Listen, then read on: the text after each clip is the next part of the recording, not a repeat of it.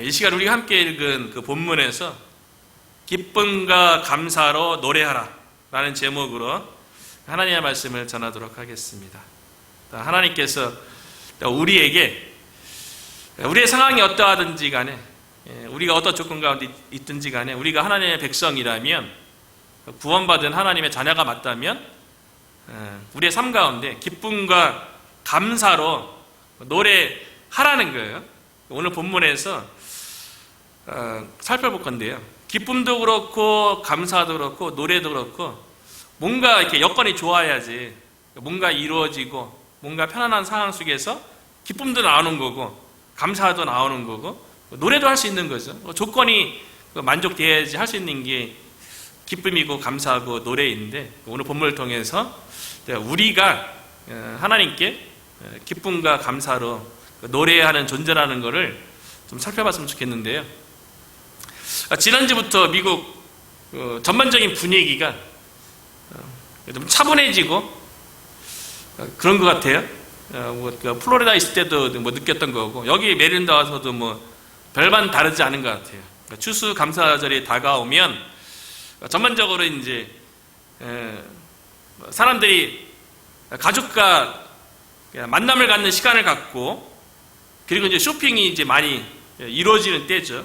그리고 다음 주 추수감사절 지나면 블랙 프라이데이 때 이제 싸게 물건들을 많이 내놓아서 지금도 광고지가 집으로 많이 배달되기도 하고 온라인에도 보면 많이 이렇게 광고 팝업이 뜨는 것을 볼 수가 있어요. 이때부터 연말 연시까지 이 분위기, 홀리데이 이 분위기가 계속 가는 것 같습니다. 그리고 이때 그 교회 다니는 그 뷰티 서플라이 그 성도님이 얘기하는데 판매가 가장 많이 이루어지는 시기다 그런 얘기를 하더라고요. 그리고 실질적으로 또 미국에서 쇼핑도 많이 하고 또 가족끼리도 추수감사절 기간 아니면 이제 크리스마스 이 시즌에 가족과 함께 만나는 시간을 가지는 걸 볼 수가 있어요. 특별히 다음 주에 추수감사주일이 있고 또 다음 주 목요일에는 우리가 추수감사절로 지키게 되는데요. 추수감사절이 다가오기 때문에 감사에 대해서 좀 살펴보기도 하지만 사실 우리가 하나님 앞에서 늘 감사하는 삶을 살아야죠. 특별히 다음 주 추수감사절 앞두고 우리가 하나님 앞에서 무엇을 감사할 수 있는지에 대해서 한 3가지 정도로 살펴보려고 해요. 왜냐하면 템파에서 사역할 적에 첫 해였던 것 같아요. 미국 교회 담임 목사님께서 저희 가정을 초대를 해줬었어요. 그리고 미국 성도들이 어떻게 전통적인 추수감사절 음식을 먹는지 저희를 초대해서 이제 나눴거든요. 그래서 이제 음식 다 먹은 다음에 이제 사모님이 옥수수 알 3개를 이렇게 하나씩 다 주더라고요. 그러면서 옥수수 알 3개 가지고 하나씩 넣으면서 한 해 동안 감사한 것이 무엇인지 서로 나누자고 그러더라고요. 추수감사절 때 전통적인 경건한 크리스천 가정은 한 해 동안 이렇게 하나님께서 어떤 일을 하셨는지 감사하는 3개를 나누는구나. 옥수수 알 나누면서 저희 집에서도 이렇게 따라서 하기도 했는데요. 그래서 3가지 우리가 무엇을 감사할 수 있는지에 대해서 오늘 본문에서 살펴보려고 하는데요. 우리가 읽은 오늘 본문은 스바냐서가 3장으로 되어져 있고요. 3장의 맨 마지막 단락이 오늘 본문이에요. 스바냐서의 전반적인 내용은 무엇이냐면 스바냐 선지자가 남유다의 요시야 왕 때 활동했던 선지자예요. 그래도 요시야 왕은요 하나님 앞에 정직한 왕이었기 때문에 하나님의 말씀대로 살려고 했고 또 이스라엘 백성을 하나님의 말씀으로 돌아오게 하기 위해서 종교 개혁을 일으켰던 왕이에요. 그래서 하나님의 말씀대로 유월절도 지키고 하나님의 백성이 말씀에 순종하면서 살도록 이스라엘 가운데 있는 모든 우상들에 대해서 제거했던 그런 왕이에요. 그럼에도 불구하고 남유다 백성 가운데 우상에 대해서 완전히 제거하지 못하는 거예요. 다시 우상으로 돌아가는 거예요. 요시야 왕의 종교개혁을 통해서 뭔가 좀 이스라엘 백성 가운데 하나님께로 돌이키고 하나님 외의 것들은 바라보지 않는 그런 모습을 보였지만 시간이 지나면서 다시 우상은 결국 세상의 물질 아니겠어요? 세상의 복이죠. 그래서 하나님께서 남유다를 향해서 심판하실 것에 대해서 계획하세요. 그리고 선지자들을 통해서 경고를 하죠. 하나님의 백성임에도 불구하고 하나님의 백성으로서 하나님의 말씀으로 말씀에 순종하고 하나님만 바라봐야 되는데, 겉으로는 하나님의 백성이라는 타이틀을 가지고 있는데 하나님 말씀 가운데 순종하지 않는 거예요. 북이스라엘이든 남유다든 한 번도 그들이 우리는 하나님의 선택된 백성이 아니라고 얘기한 적 한 번도 없어요. 늘 하나님의 선택된 백성이라는 선민사상이 강했던 민족이 북이스라엘 민족이고 남유다 민족이죠. 근데 북이스라엘은 이미 아시리아에게 멸망을 했어요. 그걸 통해서 반면교사를 받아서 남유다 백성들이 하나님의 말씀대로 살 것에 대해서 결심해야 되는데, 요시아 왕 때 좀 종교 개혁을 통해서 하나님께로 돌아온 것 같았는데 그 다음 왕들이 등장하면서 다시 우상 숭배하는 모습으로 보인 거예요. 그러니까 하나님께서 하나님 백성을 향해서 심판을 계획하시죠. 그런데 그 심판의 계획이 무엇이냐면 이방 민족인 바벨론을 통해서 남유다 민족을, 남유다라는 나라를 멸망시키겠다는 거예요. 하나님의 백성 입장에서는 어마어마한 하나님의 징계죠. 하나님의 심판이죠. 그래서 스바냐 선지자뿐만 아니라 요엘 선지자도 아모스 선지자도 하나님의 여호와의 날에 하나님의 심판이 임할 것에 대해서 계속 남유다 백성을 향해서 경고하는 거예요. 그리고 그 경고대로 남유다가 바벨론에 의해서 멸망됐어요. 하나님의 백성이 멸망할 수 있습니까? 하나님의 나라가, 하나님께서 온 우주 만물을 창조하시고 지금도 다스리시고 계시는 분인데 하나님이 실패할 수 있나요? 하나님 나라가 멸망할 수 있나요? 그럴 수 없잖아요. 그런데 눈으로 보이는 하나님의 백성이라고 일컬어지는 남유다가 그것도 이방인인 바벨론에 의해서 멸망한 거예요. 오늘날에도 보면 마치 세상이 하나님이 없는 것처럼 그 세상의 권세가 마치 세상을 움직이처럼 보이는 그런 시대에 우리가 살고 있죠. 하나님에 대해서 또 하나님을 믿는 또 교회에 대해서 온갖 멸시와 무시가 난무한 그런 시대에 우리가 살고 있어요. 그러면 하나님이 실제로 없는 건가요? 하나님의 나라는 더 이상 이 세상 가운데 없는 건가요? 남유다 멸망을 통하여서 하나님께서 말씀하시는 것은 뭐냐면 아무리 하나님의 백성이라 할지라도 죄에 대해서는 하나님께서 심판하신다는 거예요. 그런데 육신의 하나님의 백성의 나라인 남유다가 멸망한다 할지라도 그 가운데 참된 하나님의 백성은 있다는 거예요. 오늘날도 마찬가지 아닐까요?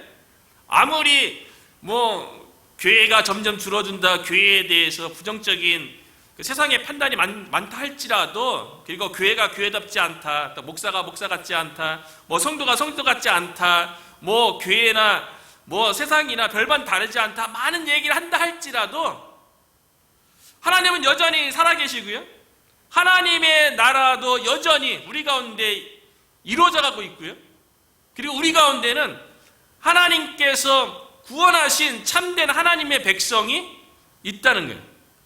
남유다가 멸망하는 가운데 그 가운데에서도 하나님을 믿는 참된 백성이 있는데 그 참된 백성을 오늘 본문에는 뭐라고 얘기했냐면 남은 자래요. 남은 자, 이스라엘의 남은 자. 눈으로 보이는 하나님의 백성의 나라인 남유다가 멸망하는 상황 가운데 있지만, 그러면 세상이 남유다를 향해서 얼마나 비판하겠어요? 너희가 믿는 하나님은 어디 계시냐? 너희가 믿는 하나님은 바벨론의 신보다도 약하냐? 이런 얘기 하겠죠. 세상이 아무리 그런다 할지라도 그 남유다가 멸망하는 그 가운데 하나님을 믿는 참된 백성인 남은 자가 있다는 거죠. 그래서 13절에 보면 이스라엘의 남은 자는, 영어로는 렘넌트죠. 렘넌트. 악을 행하지 아니하며 거짓을 말하지 아니하며 입에 거짓된 혀가 없으며 먹고 누울지라도 그들을 두렵게 할 자가 없으리라. 남유다가 그들의 우상 숭배로 인해서, 죄로 인해서 하나님의 징계로 심판받지만 그 가운데 하나님의 참된 백성인 남은 자가 있다는 거예요. 남은 자는요, 회개하고 하나님께로 돌이킨 자예요. 회개하고 하나님의 말씀 가운데 순종하고 하나님과 함께하는 자예요. 그렇기 때문에 이스라엘의 남은 자는 악을 행하지 아니하며 거짓을 말하지 아니하며 입에 거짓된 해가 없는 거예요. 왜냐하면 죄에 대해서 회개하고 거룩하신 하나님께로 돌이켰기 때문에, 그 하나님과 함께하는 백성이기 때문에 어떠한 악도 행하지 아니하고 거짓도 입 밖에 내지 않는 그런 모습을 보이는 거죠. 하나님께서는 남유다가 멸망한다 할지라도요, 인류 역사를 보면 그 시대 가운데 남은 자, 렘넌트를 통해서 하나님 앞에 참된 하나님의 백성을 통해서 하나님의 구원의 역사를 이루어왔다는 거예요. 그 오늘날에도 교회가 욕먹고 많은 성도들이 욕먹는다 할지라도요, 이 가운데 있는 참된 하나님의 백성, 구원받은 백성을 통해서 하나님의 계획은 이루어져 가고 있는 거예요. 우리가 세상의 눈으로, 육신의 눈으로 이 세상을 바라볼 게 아니라요, 하나님의 눈으로 보면 하나님께서는 다 아시죠. 누가 참된 회개한 구원받은 백성인지, 누가 남은 자인지 하나님은 아시죠. 중요한 거는 세상이 하나님에 대해서 무시하고 멸시하고 교회 내에도 참된 성도가 없는 것처럼 보이는 그런 현실이 중요한 게 아니고요, 저와 여러분이 하나님 앞에 남은 자로서 서는 거죠. 하나님 앞에 참된 구원받은 하나님의 백성으로서 존재하는 게 중요한 거죠. 그러면 하나님께서는 남은 자를 통해서 구원의 역사를 이루어 가는데요, 어떤 시대이든지 간에 하나님은 남은 자를 늘 보존하셨어요. 그래서 북이스라엘의 아합 왕 때에도요, 아합 왕이 그 이세벨과 결혼함으로 해서 그 두로 왕의 딸이었죠. 이세벨에 의해서 북이스라엘의 바알신과 아스레 신이 번창하게 됐어요. 그런 가운데 엘리야 선지자가 활동하지 않습니까? 엘리야 선지자가 바알과 아스레가 참 신이 아니라 이스라엘의 참 신은 여호와 하나님이라고 갈멜산에서 850대 1로 대결해서 승리하고 그랬지만, 북이스라엘 가운데 우상 숭배가 꺾일 기미가 안 보이는 거예요. 오히려 하나님을 위해서 사역한 엘리야 선지자가 공경에 처하죠. 이세벨에 의해서요. 그것도 이방신의 이름을 거론하면서 반드시 이세벨이 엘리야 선지자를 저주하겠노라고 하니까 엘리야 선지자가 광야로 도망가잖아요. 그곳에서 하나님 앞에서, 하나님, 나만 신앙생활 열심히 하는 것 같아요. 나만 하나님 섬기는 것 같아요. 그때 하나님께서 영적 침체에 빠져서 죽기를 청하는 엘리야 선지자에게 대답한 게 무엇입니까? 바알에게 무릎 꿇지 아니한, 그 바알에게 입 맞추지 아니한 7,000명을 하나님께서 남겨주셨다. 엘리야 선지자는 자기만 하나님 잘 섬기는 줄 알았는데, 하나님께서는 7,000명의 바알에게 무릎 꿇지 아니하고 입 맞추지 아니한 남은 자가 있었다는 거죠. 우리 주변에도 남은 자가 있을 줄로 믿어요. 그런 남은 자가 우리와 함께하는 그런 일이 일어났으면 좋겠어요. 남은 자는요, 하나님께 회개하고 구원받은 참된 하나님의 백성이에요. 아무리 시대가 부패하고 타락한다 할지라도 남은 자는 반드시 있게 되는데요, 이 남은 자에 대해서 14절에 보니까 뭐라고 얘기했냐면, 14절에 보니까 시온에 따라 노래할지어다, 이스라엘아 기쁘게 부를지어다, 예루살렘 따라 전심으로 기뻐하며 즐거워할지어다. 이스라엘의 남은 자에 대해서요, 시온의 딸이라고 얘기하고요, 이스라엘이라고 얘기하고요, 예루살렘 따라. 그러니까 남은 자는, 구원받은 하나님의 백성은 시온은 예루살렘을 일컫는 말이죠. 다윗 왕이 여부스 산지를 점령하면서 그곳을 시온 산성이라고 얘기한 거 아닙니까? 그리고 다윗성이라고 얘기하고 그것이 예루살렘이에요. 남은 자에 대해서 다른 말로 3번씩이나 반복한 거는요, 시온에 따라, 이스라엘아, 예루살렘 따라 이렇게 얘기한 거는요, 그 남은 자에 대해서 너는 정말 구원받은 너가 하나님의 백성이라는 그 정체성에 대해서 견고하게 가지라는 거예요. 구원받은 하나님의 백성, 회개하고 거룩한 하나님께로 돌이켜서 하나님과 함께하는 그 백성, 참된 구원받은 하나님의 백성이라는 것을 시온의 딸, 이스라엘, 예루살렘 같은 말을 다른 표현으로 3번 이야기한 거는요, 강조하는 거예요. 2번만 얘기해도 강조인데 3번 얘기한 거는요, 최상으로 강조한 거예요. 구원받은 하나님의 백성이라는 거죠. 구원받은 하나님의 백성이라면 노래하래요. 기쁘게 부르래요. 전심으로 기뻐하며 즐거워할지어다. 이스라엘의 남은 자라면 하나님께서 구원받은 백성으로 보존한 백성이라면, 그래도 시대가 아무리 타락하고 부패한다 할지라도 그 가운데 하나님만 바라보고 하나님만 의지하는 정말 회개하고 구원받은 참된 하나님의 백성이라면 노래해야 된대요. 기쁘게 노래해야 된대요.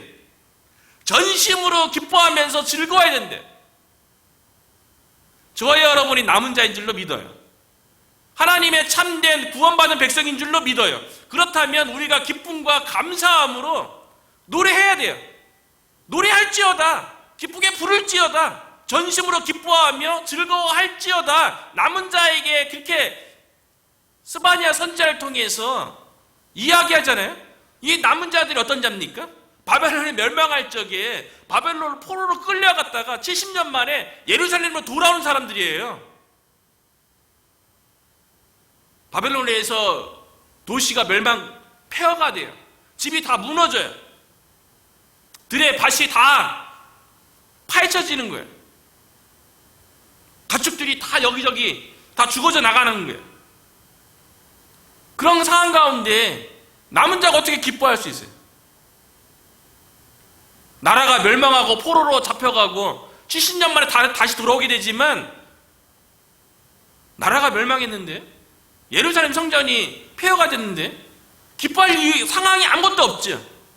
그런데 구원받은 하나님의 백성이라면, 남은 자라면 그 가운데 노래하라는 거예요. 그 가운데 기쁨으로 노래하래요. 또 기뻐하고 즐거워하라는 거예요. 왜 기쁨과 감사로 즐거워하라냐면, 그 감사의 조건 이제 3가지를 보려고 하는 거예요.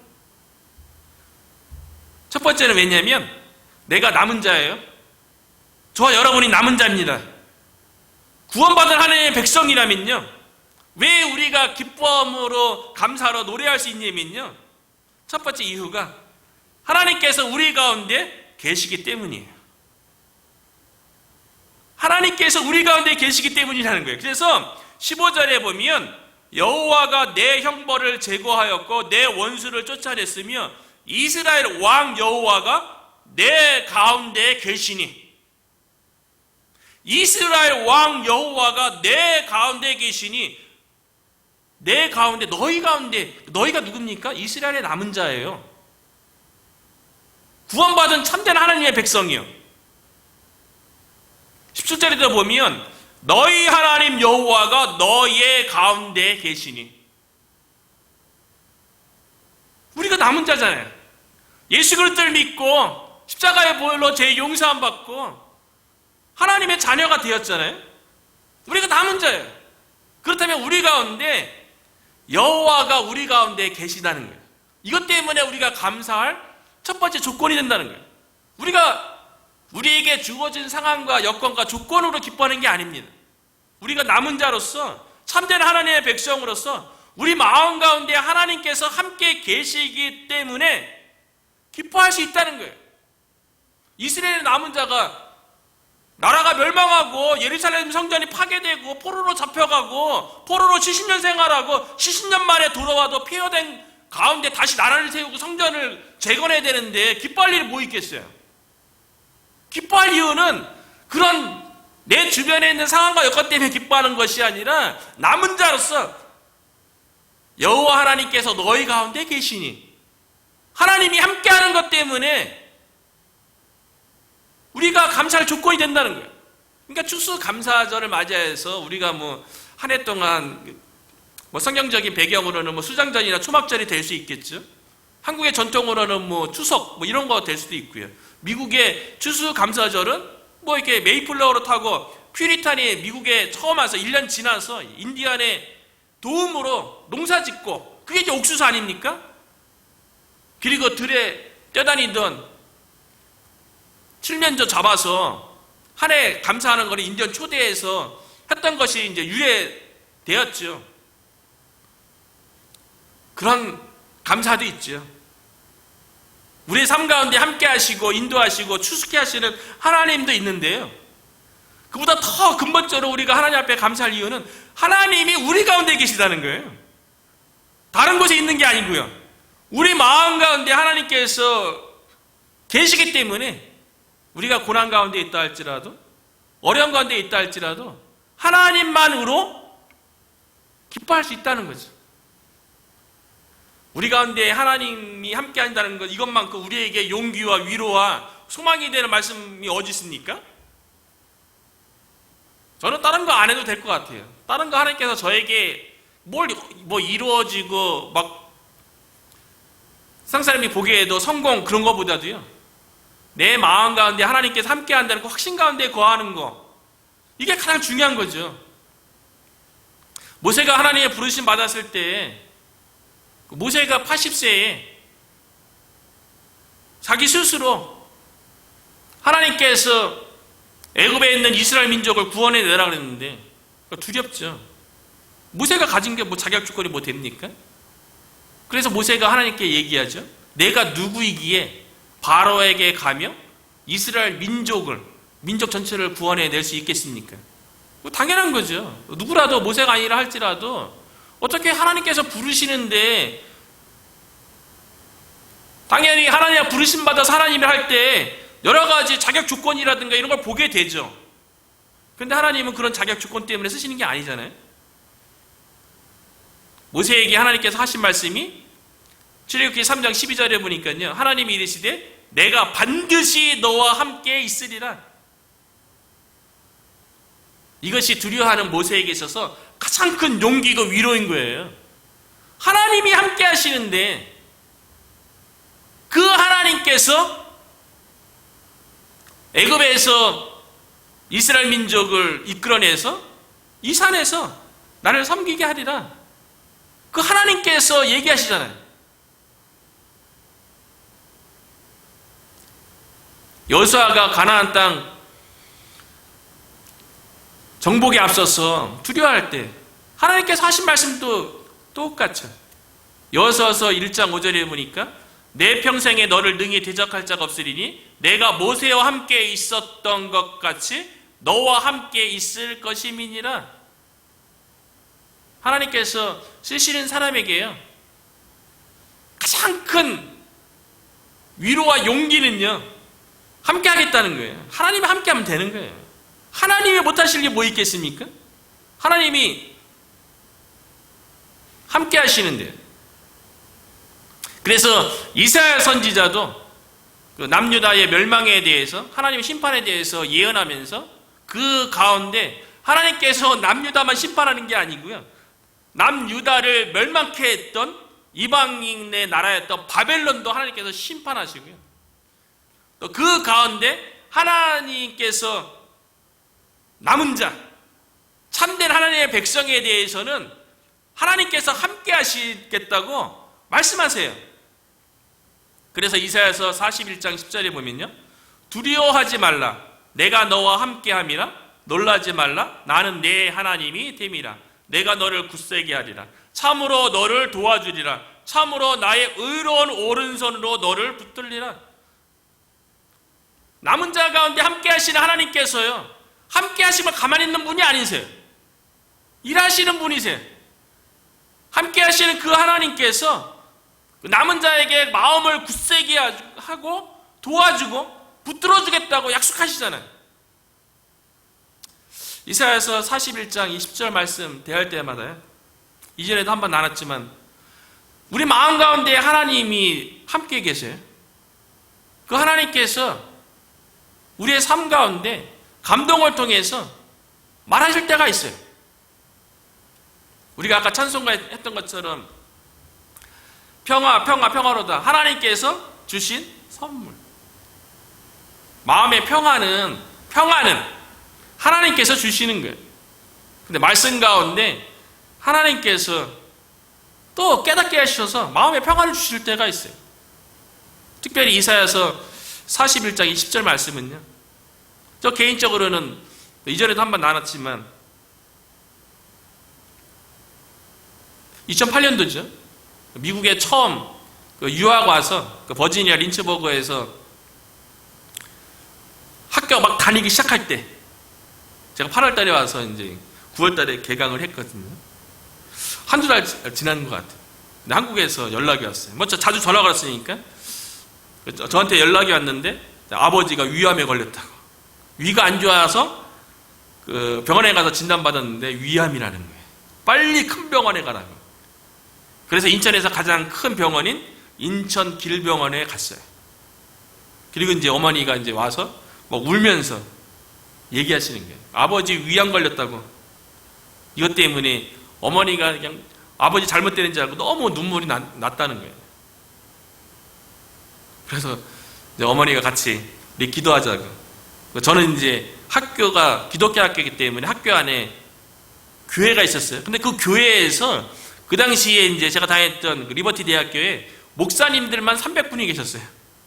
그러니까 이제 학교 안에 있는 그 교회를 빌려서 새벽 기도를 했어요. 그래서 이제 먼저 오신 이제 목사님들이 돌아가면서 이제 새벽 기도를 인도했거든요.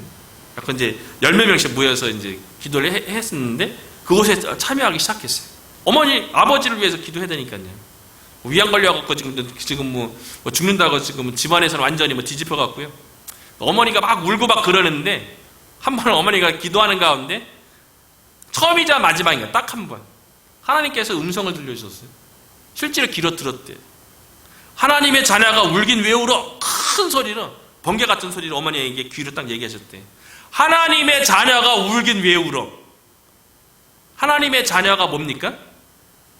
남은 자, 하나님의 참된 구원받은 백성은 하나님이 함께하는 자예요. 아니 하나님이 함께하는데 뭐가 두려워서 울고 있습니까? 우리 가운데 하나님이 함께 하신다면 우리가 무엇 때문에 두려워합니까? 우리가 무엇 때문에 고통스러워하고 우리가 무엇 때문에 두려워하고 눈물을 흘려야 됩니까? 그래서 그 소리를 딱 듣고 나서 눈물이 그 순간 딱 끊겼대. 하나님이 함께 하는데. 그리고 기도하는데 하나님께서 어머니가 교회를 그렇게 오래 다니지 않으셔갖고요. 저거 다녔지만 한 1년 정도 좀 넘게 다녔죠. 근데 성경 얼마나 알겠어요. 그런데 기도하는데 마음속에 그리고 입으로 나오는 말이 뭐냐면 이사야서 41장 10절 말씀이에요. 두려워하지 말라. 내가 너와 함께함이라. 아버지 위암 진단받은 것 때문에 두려워하지 말라. 내가 너와 함께함이라. 놀라지 말라. 나는 내 하나님이 됨이라.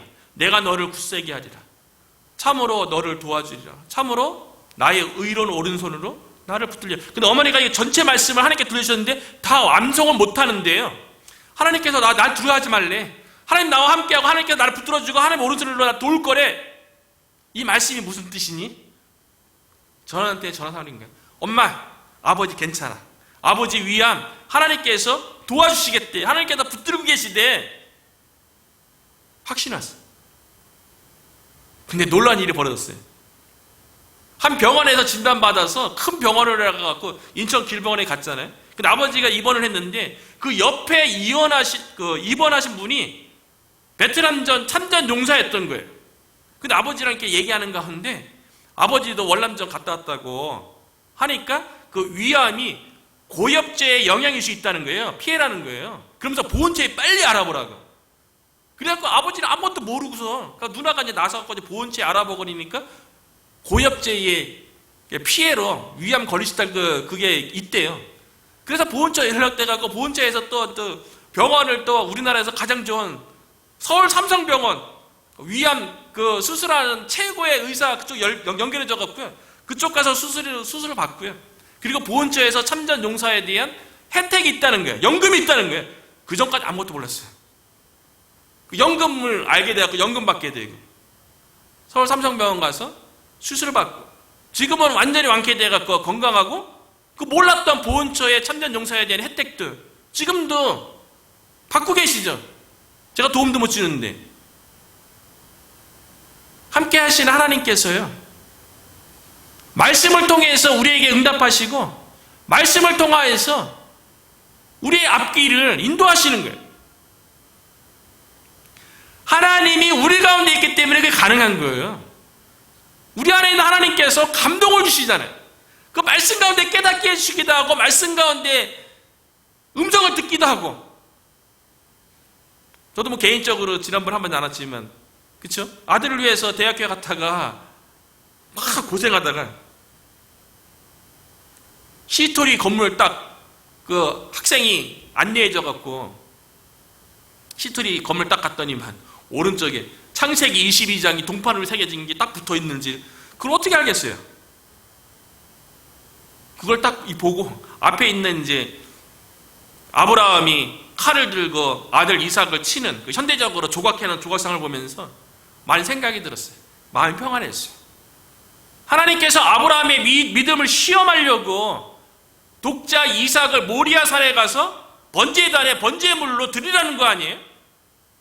그래서 아브라함이 하나님의 말씀에 순종해서 독자 이삭을 번제단 위에 얹어놓고 칼을 들어서 치려고 했을 적에 이제 여호와의 사자가 막았지만요. 아브라함은 진짜 치려고 그랬어요. 번제물로 드리려고 그랬어요. 그때 아브라함이 어떻게 생각했습니까? 하나님께서 번제물로 드리려고 그랬는데 아들은 한 명밖에 없고 그 아들을 통해서 하나님께서 후손이 많게 해주겠다고 약속했고 그 후손 중에 복될 예수를 오실 것을 언약으로 맺으셨는데 그게 다 잘못되는 거잖아요. 근데 아브라함은 독자 이삭을 번제물로 드리면서 뭘 믿었냐면요. 하나님께서 그 죽은 아들을 다시 부활시킬 걸 믿었대요. 뭐 대단한 것 같아요. 아브라함이요. 아브라함은 독자 이삭을 번제물로 드리면서 그 아들에 대해서 하나님이 그 생명에 대해서 하나님이 책임지신다는 것을 믿었기 때문에 칼을 들고 치려고 했다는 거죠. 그 창세기 22장을 보면서 영어로 딱 뭐 동판으로 새겨져 있는데 핸드폰으로 이제 22장 딱 읽고요. 아, 하나님께서 책임지시는구나. 하나님께서 우리 가정의 믿음을 테스트하고 있구나. 말씀 가운데 우리 가운데 누가 있습니까? 너의 가운데 하나님이 계시니 그 하나님께서 감동을 통해서 그렇게 말씀하시는 거예요. 오늘날도 그렇게 많이 말씀하시죠. 뭐 권사님도 나눴던 것처럼 찬송가 가사 속에서 말씀하시기도 하고 누군가의 믿음 좋은 사람의 권면을 통해서 말씀하시기도 하고요. 하나님의 주권은 교회 믿는 자에게만 미치는 것이 아니라 안 미치는 세상 가운데 있기 때문에 세상의 사건이라든가 세상의 삶 속 사람의 말을 통해서라도 하나님께서 일하시는 거예요. 하나님은 크신 분이죠. 그럴 때 중요한 거는 가장 복된 거는 우리 가운데 하나님이 함께 계신다는 거예요. 그래서 예수님께서 이 땅에 오실 적에 임마누엘이라는 이름으로 오신 거 아닙니까? 임마누엘, 하나님이 우리와 함께 계시다. 우리 가운데 함께 계시기 위해서 예수님이 오신 거예요.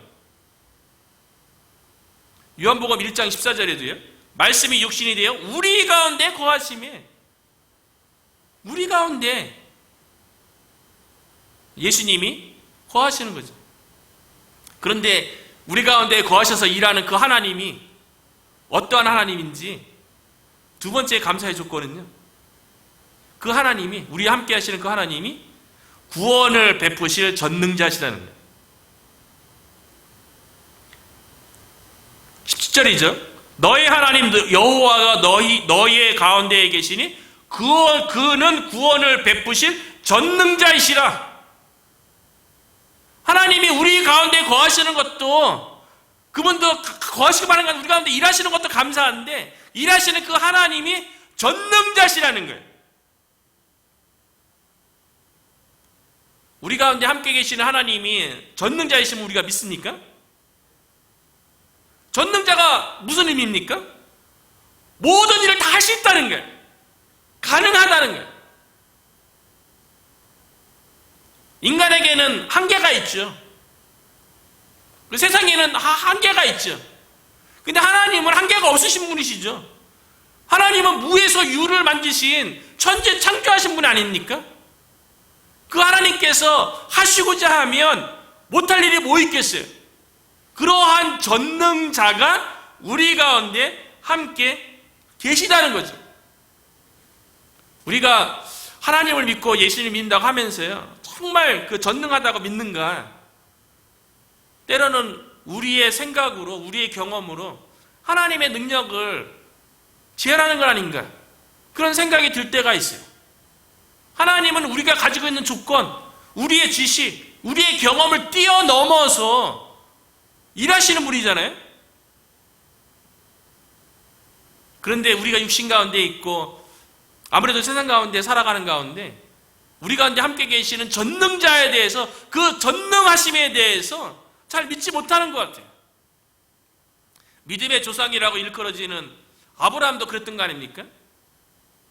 아브라함의 나이 75세에 하나님의 부르심을 받고, 사라는 65세에 부르심을 받았을 적에 아들이 있을 것에 대해서 얘기하잖아요.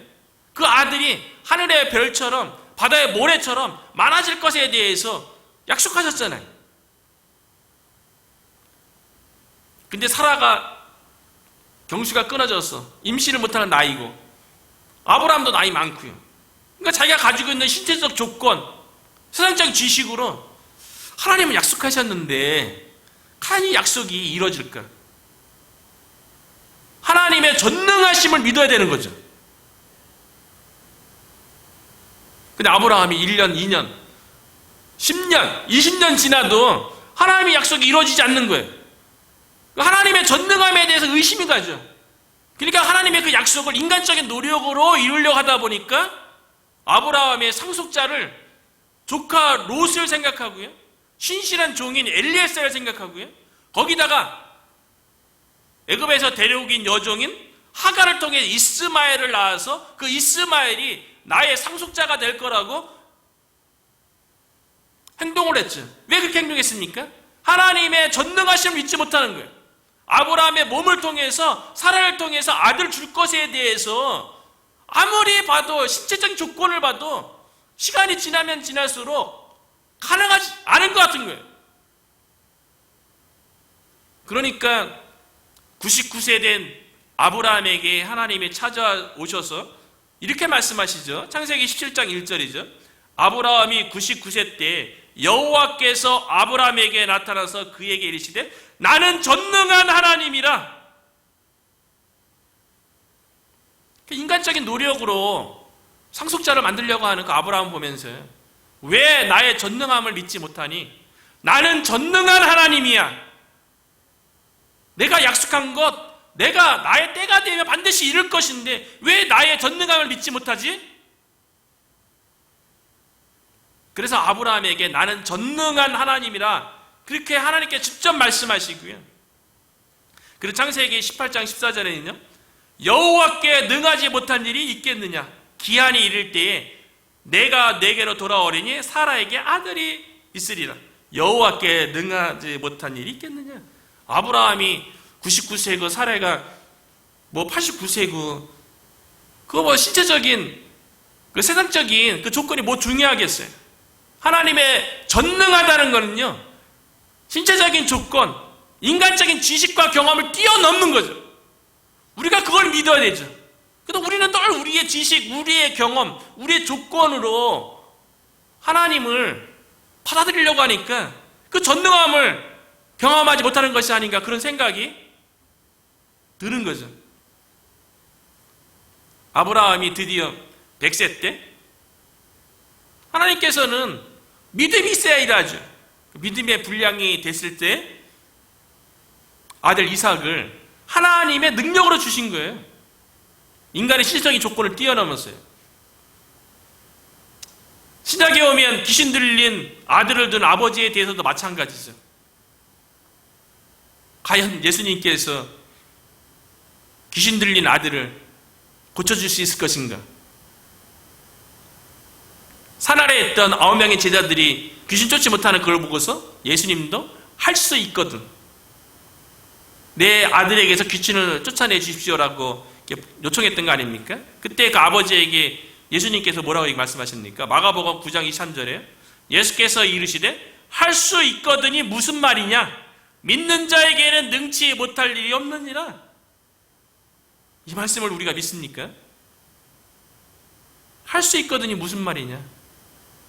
어쩌면 우리도 기도 가운데 또 삶 가운데 하나님 할 수 있거든, 그러한 믿음으로 하나님 앞에 요구하기 때문에 우리가 기도 응답을 못 받는 게 아닌가, 그런 생각이 든다는 거죠. 믿는 자에게는 능치 못할 일이 없느니라. 전능하심을 믿으면 그 하나님께서 우리의 생각과 우리의 경험을 뛰어넘는 그 전능하심으로 일하실 줄로 믿습니다. 마지막 세 번째는요, 그 전능하신 하나님께서요, 우리를 보고 기뻐하신다는 거예요.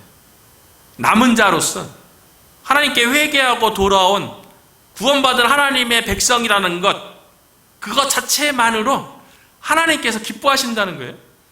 저는 이 말씀이 너무나도 큰 위로가 되고 큰 용기가 되는 것 같아요. 표현도 너무 좋은 것 같아요. 한글 번역이요. 17절에 보니까 너의 하나님 여호와가 너의 가운데 계시니 그는 구원을 베푸실 전능자이시라. 그 전능자이신 하나님께서 그가 너로 말미암아 기쁨을 이기지 못하시며 너를 잠잠히 사랑하시며 너로 말미암아 즐거이 부르며 기뻐하시리라 하리라. 너로 말미암아, 너로 말미암아, 무슨 뜻입니까? 남은 자로서 하나님 앞에 참된 구원받은 백성으로 서 있는 남은 자로서요. 남은 자로서 그 존재 자체로서 하나님께서 기뻐하고 즐거워한다는 거예요. 너가 무엇한 것으로 말미암아, 너의 무엇으로 말미암아, 이런 표현이 아니에요. 너로 말미암아, 너로 말미암아. 우리는 하나님께서 우리를 보고 기뻐하시고 우리를 위해서 즐거이 막 노래를 부를 때는 우리가 뭔가 하나님 앞에 큰 역사를 이루고 하나님께 영광 돌리는 일을 할 때에만 하나님께서 우리를 기뻐하고 우리를 위해서 즐거이 노래 부를 것 같은데, 하나님은 우리 존재 자체만으로 기뻐하고 즐거워한다는 게 너무 감사한 거죠. 우리는 우리를 어떻게 바라보고 있습니까? 우리는 우리를 우리의 시선으로 바라보고 실망하고 낙담할 때도 있어요. 때로는 우리의 모습을 세상의 시선으로 주변 사람들의 말을 듣고서 좌절하고 낭망할 때가 있어요. 그런데 우리의 인생에 대해서, 우리의 신앙에 대해서 판단하실 분은 우리 스스로도 아니고요, 주변 사람들도 아니고요, 전능하신 하나님께서 우리의 삶에 대해서, 우리의 신앙에 대해서 오직 하나님만이 평가하실 줄로 믿습니다. 그런데 그 하나님께서 우리를 어떻게 바라보신다고요?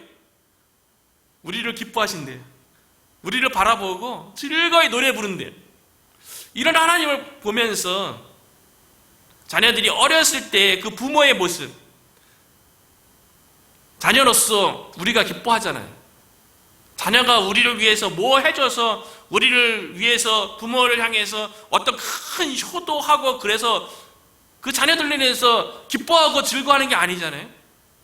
자녀들이 부모의 마음에 맞게, 특별히 우리가 신앙생활하는 부모로서 자녀들이 신앙생활 잘하고 바르게 성장하면 그것 자체로서 우리가 기뻐하고 즐거워하는 거 아닙니까?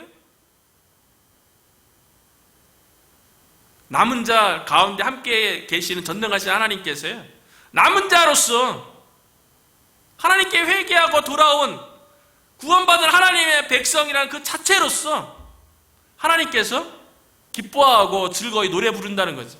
우리가 우리를 바라볼 적에 우리를 보고 기뻐하시고 즐거워하시는 그 하나님의 시선으로 우리 스스로를 바라봤으면 좋겠어요.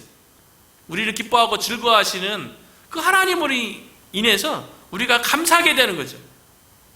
그래서 결론은요, 우리가 이제 추수 감사절이기 때문에 여러 가지 감사할 조건도 있지만, 우리가 남은 자로서 참된 구원받은 하나님의 백성으로서요, 하나님께서 우리 가운데 함께 계시고, 함께 계신 그 하나님께서 전능자시고, 전능자이신 그 하나님께서 우리를 보고 우리로 말미암아 기뻐하시고 즐거이 부르는 그 하나님의 시선 때문에 우리가 기뻐하고 감사로 노래 부르는 저와 여러분이 되기를 주님의 이름으로 축원합니다.